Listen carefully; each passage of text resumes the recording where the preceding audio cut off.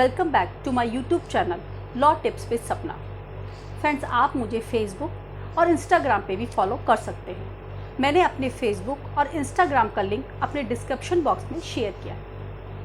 Friends, आज हम discuss करेंगे पनिशमेंट के बारे में, यानी कि दंड के बारे में। आदिकाल से ही समाज में शांति बनाए रखने के लिए दंड की व्यवस्था की गई थी।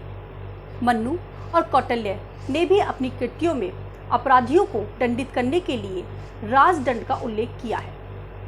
Definition of punishment. दंड की परिभाषा। राज्य के द्वारा निर्मित विधियों का पालन करना प्रत्येक व्यक्ति का कर्तव्य है। यदि कोई व्यक्ति इन विधियों का, इन लॉस का पालन नहीं करता है, उनका उल्लंघन करता है, तो वह अपराधी है। यानी कि विधि के विरुद्ध कार्य करना अपराध है। अपराध को सुधारने के लिए या अपराध को कम करने के लिए और अपराधियों को सुधारने के लिए प्रत्येक देश में दंड की व्यवस्था की गई है।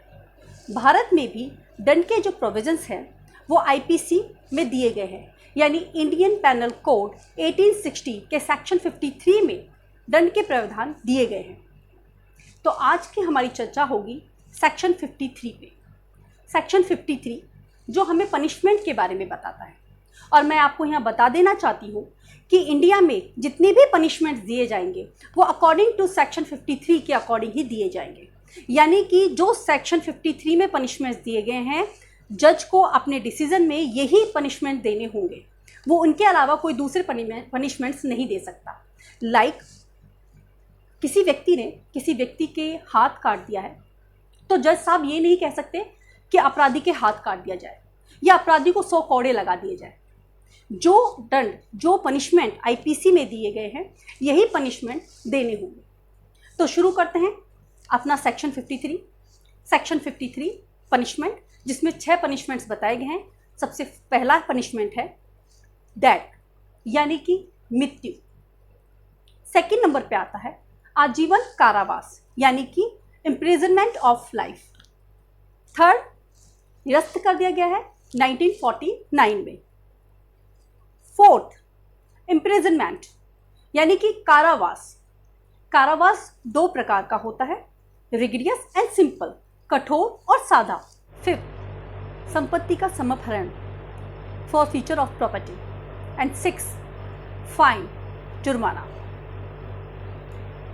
नंबर 1, डेथ यानी मृत्यु।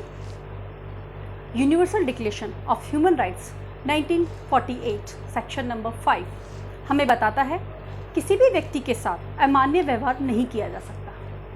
इसके विपरीत भी विश्व के ऐसे विभिन्न देश हैं जहां आज भी मृत्युदंड दिया जाता है। विश्व के 98 ऐसी कंट्रीज हैं जहां पर मृत्युदंड को पूर्ण रूप से प्रतिबंधित कर दिया गया है, यानी समाप्त कर दिया गया है। इसके अलावा 73 ऐसी कंट्री हैं जहां मृत्युदंड से दंडित अपराधी को गोली मारकर सजाए मौत दी जाती है। इसके अलावा 58 ऐसी कंट्री हैं जहां अभियुक्त को मृत्युदंड फांसी पे लटकाकर दिया जाता है। उनमें से भारत एक है। 6 ऐसी कंट्रियां हैं जहां मृत्युदंड के अपराधी को पत्थर मार के, पब्लिक प्लेस पे पत्थर मार के सजाए मौत दी जाती है। और 5 ऐसे देश हैं जहां पर अपराधी को, मृत्युदंड से दंडित अपराधी को सर कलम कर दिया जाता है। चीन विश्व का एकमात्र ऐसा देश है जहां पर सबसे ज़्यादा मृत्युदंड दिया जाता है। एक रिपोर्ट के अनुसार 2007 में चीन में 6000 व्यक्तियों को मृत्युदंड की सजा दी गई थी। ईरान में 2008 में 29 लोगों को फांसी की सजा दी गई थी। ईरान में हत्या और बलात्कार जैसे अपराधियों को सार्वजनिक स्थान पे, यानी कि पब्लिक प्लेस पे क्रेन से हैंग करके फांसी की सजा दी जाती है। सऊदी अरब में भी जो मृत्युदंड है उसे सार्वजनिक प्लेस पे दिया जाता है, पब्लिक प्लेस पे दिया जाता है। श्रीलंका में वैसे अभी तक मृत्युदंड को समाप्त नहीं किया गया है, लेकिन श्रीलंका में 1976 के बाद किसी को भी मृत्युदंड नहीं दिया गया है। भारत में मृत्युदंड को समाप्त करने के लिए समय समय पर आवाज़ उठाई जा रही है। लेकिन इसके बाद भी अभी तक भारत में मृत्युदंड को समाप्त नहीं किया गया है। नेशनल क्राइम रिकॉर्ड ब्यूरो के अनुसार 2011 में 117 अभियुक्तों को मृत्युदंड दिया गया, 2012 में 97 अभियुक्तों को मृत्युदंड दिया गया और 2013 में 125 अभियुक्तों को मृत्युदंड दिया गया। लेकिन 2011 में 117 जो अभियुक्त थे उनमें से किसी को भी फांसी पे नहीं लटकाया गया। 2012 और 2013 में केवल एक अभियुक्तों को फांसी दी गई, यानी फांसी पे लटकाया गया। अभी हाल ही में निर्भया रेप हत्याकांड में चारों जो अभियुक्त थे उन्हें फांसी की सजा दी गई। 22 जनवरी 2020 को इन चारों अभियुक्तों को फांसी पे लटका दिया गया। अब हम बात करेंगे आईपीसी के उन सेक्शंस की जिनमें मृत्युदंड दिया जाता है। ये सेक्शंस हैं 121, 132, 194, 302, 305, 307, 364A एंड 396। ये वो सेक्शंस हैं जिनमें मृत्युदंड की सज़ा दी जाती है। सेकंड आता है आजीवन कारावास। आजीवन कारावास हमेशा कठोर होता है, यानी कि हार्ड लेबर। इसमें अभियुक्त से हार्ड लेबर करवाया जाता है, जैसे कि आप मूवीज़ में देखते होंगे, पत्थर तुड़वाना, आटे की चक्की, मसाला को पिसवाना आदि। कुछ लोगों को ये भ्रम होता है कि आजीवन कारावास का जो टाइम पीरियड है वो 14 वर्ष या 20 वर्ष का होता है। तो मैं आपको ये बता देती हूँ कि आजीवन कारावास का मतलब है जब तक कि अपराधी जिएगा वह जेल में ही रहेगा, मृत्यु होने तक वह जेल के अंदर ही रहेगा। ये एक अलग बात है कि स्टेट गवर्नमेंट या सेंट्रल गवर्नमेंट उसकी सज़ा को कम कर सकती है।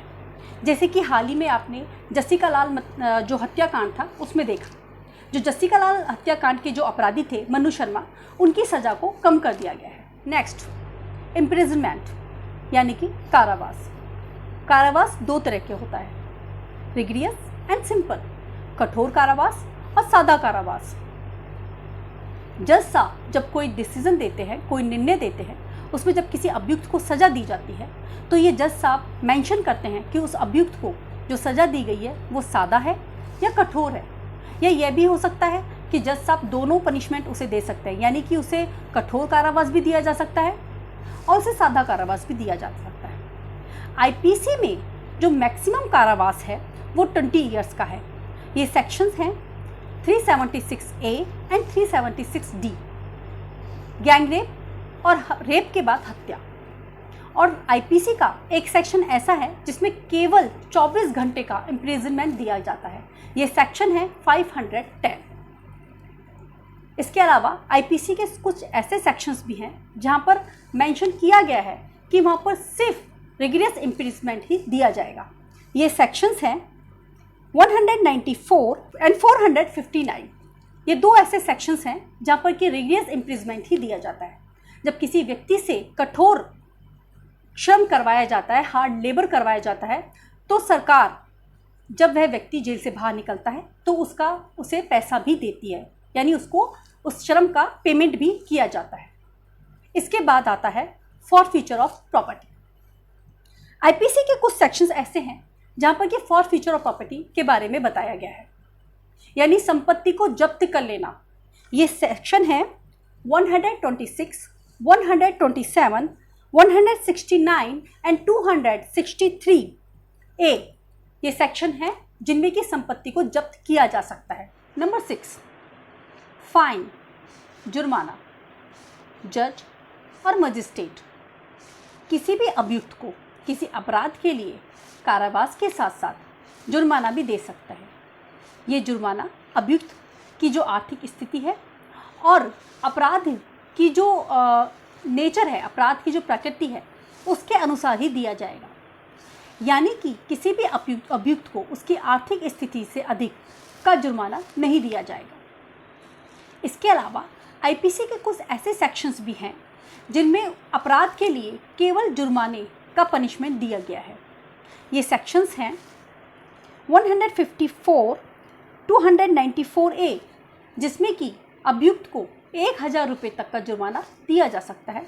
इसके अलावा 137, 171H, 171I एंड 278, इसमें अभियुक्त को 500 रुपये तक का जुर्माना दिया जा सकता है। इसके अलावा आईपीसी का एक ऐसा सेक्शन जिसमें कि मात्र 10 रुपये का जुर्माना है, यह सेक्शन है 510। आई होप आपको आईपीसी का सेक्शन 53 समझ आया होगा। मिलते हैं नई वीडियो में किसी इंटरेस्टिंग टॉपिक के साथ। तब तक के लिए मुझे आज्ञा दीजिए। Bye bye.